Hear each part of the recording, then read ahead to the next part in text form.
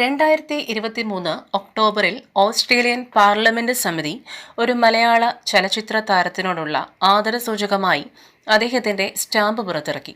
ആരാണ് ആ മലയാള ചലച്ചിത്ര നടൻ? മമ്മൂട്ടി. 2023 ഒക്ടോബറിൽ ഓസ്ട്രേലിയൻ പാർലമെന്റ് സമിതി മലയാള ചലച്ചിത്ര നടൻ മമ്മൂട്ടിയുടെ സ്റ്റാമ്പ് പുറത്തിറക്കി. മമ്മൂട്ടിയായിരുന്നു 2022 53ാമത് സംസ്ഥാന ചലച്ചിത്ര പുരസ്കാര ചടങ്ങിൽ മികച്ച നടനുള്ള അവാർഡ് നേടിയത്. 2022 53ാമത് സംസ്ഥാന ചലച്ചിത്ര പുരസ്കാര ചടങ്ങിൽ മികച്ച നടനുള്ള അവാർഡ് നേടിയത് മമ്മൂട്ടി. മികച്ച നടി വിൻസി അലോഷ്യസ്. പ്രത്യേക ജൂറി പരാമർശം കുഞ്ചാക്ക ബോബൻ. കുഞ്ചാക്ക ബോബന് ഈ വർഷം വേറൊരു അവാർഡ് കൂടെ കിട്ടിയിട്ടുണ്ട്, പറയാമോ? 2023 14ാമത് JC ഡാനിയൽ ഫൗണ്ടേഷൻ അവാർഡ് ദാന ചടങ്ങിൽ മികച്ച നടനായി തിരഞ്ഞെടുത്തത് കുഞ്ചാക്ക ബോബൻ. മികച്ച നടി മഞ്ജു വാര്യർ. മികച്ച സിനിമ ഇന്നാത്താൻ കേസുകൂട്. JC ഡാനിയൽ ഫൗണ്ടേഷൻ അവാർഡ് പറഞ്ഞല്ലോ, എങ്കിൽ പറയൂ, 2022 JC ഡാനിയൽ പുരസ്കാര ജേതാവ് ആരാണ്? TV ചന്ദ്രൻ. 2022 JC ഡാനിയൽ പുരസ്കാര ജേതാവ് TV ചന്ദ്രൻ.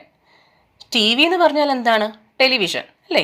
എങ്കിൽ അടുത്ത ചോദ്യം, Satyajit Ray film and television ഇൻസ്റ്റിറ്റ്യൂട്ടിന്റെ അധ്യക്ഷനായി നിയമിതനായത് ആരാണ്? Suresh Gopi.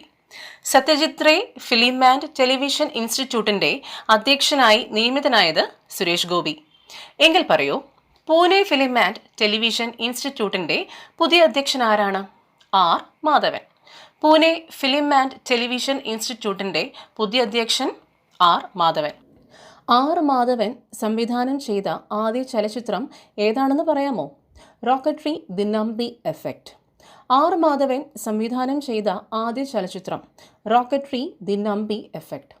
Rocketry the Nambi effect എന്ന ചലച്ചിത്രം 2023 69ാമത് ദേശീയ ചലച്ചിത്ര പുരസ്കാരം ചടങ്ങിൽ മികച്ച ചിത്രമായി തിരഞ്ഞെടുത്തു.